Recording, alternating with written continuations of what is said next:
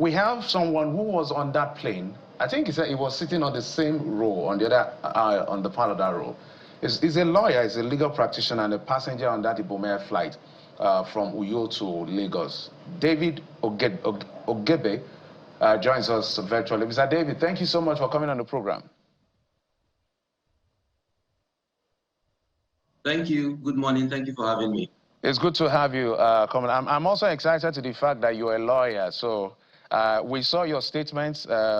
You released your statement, and I wish I could get to part of that statement, maybe later. But you gave your own account of exactly what played out. If I summarize that statement, you were basically saying this lady was triggered. At no point did she refuse.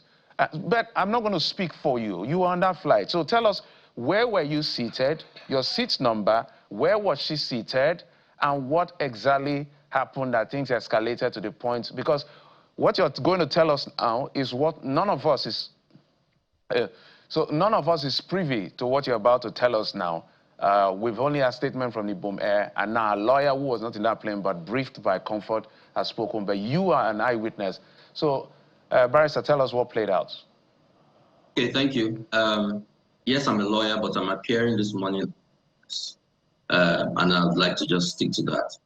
Now, I was sitting to her immediate left. So I was on the aisle seat to the left. She was on the aisle seat to the right. So my seat number was 14B. There was a gentleman to my left who was on 14A.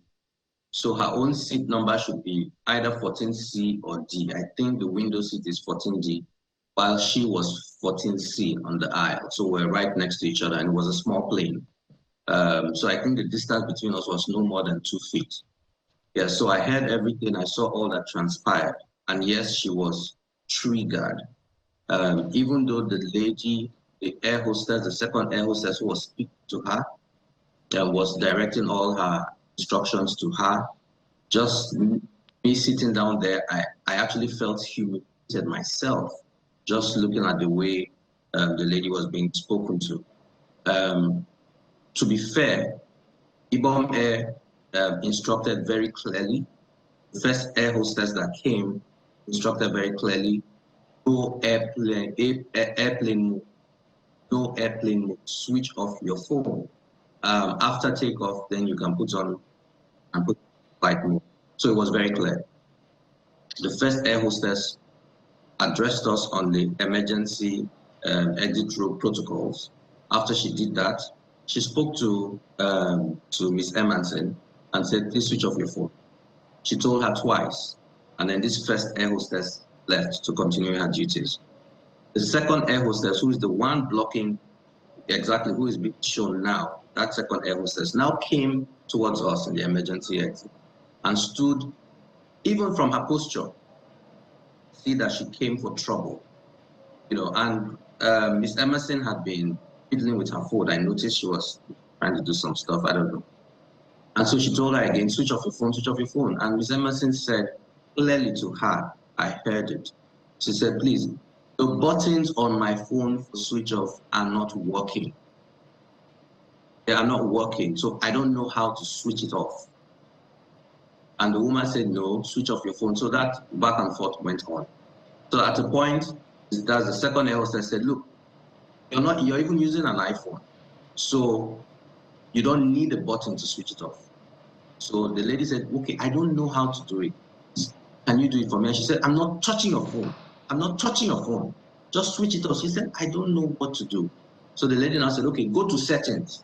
And when you go to settings, go to general. So the girl was holding and said, see, please, I can't understand what you're saying. I can't read. I don't know what you're saying. It's saying where I should go to. The woman, the second air hostess now told her, I don't have time for your nonsense. Please just switch it off. She said, I don't, okay. Mr. Martin now asked, okay, can you spell the general? So the air hostess started actually saying G, okay, G, then E. So that was the point that the gentleman on my left and I said, come on, what's going on? You know, calm, don't speak to her like this. Let's, you know, the second air hostess did not even acknowledge her. She didn't even look to my side to even see that someone was speaking. So at that point, I asked the gentleman to her right and said, please, can you just help this lady? You know, I don't use an iPhone. I've never used an iPhone, so I'm not too familiar with settings and all of that. So the gentleman to our right now took the phone and started trying to sort it out. So when that was going on, Miss Emerson started talking to the second head hostess and said, why are you embarrassing and humiliating like this? Why? I mean, why? And then the air hostess told her, you better keep quiet now. If you say another word, I will deal with you. That was when Miss Emerson flared up and started cursing. I cannot say the things that she was actually saying because the language was very flowery and X-rated, I can't say. So that was when this second air hostess said, okay, you will see. And then she left and went towards the front of the airplane. She never came back. At least I don't recollect her coming back through the aisle throughout the flight. So that is exactly what transpired. So after that happened, the gentleman to the right switched off the phone or whatever it was he did.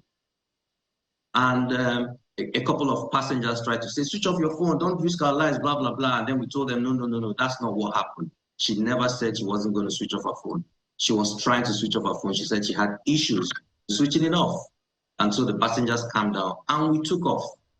So that is what happened. But it was clear, at least to us on the emergency exit row, it was clear that there was a problem here. She needed to be handled very well.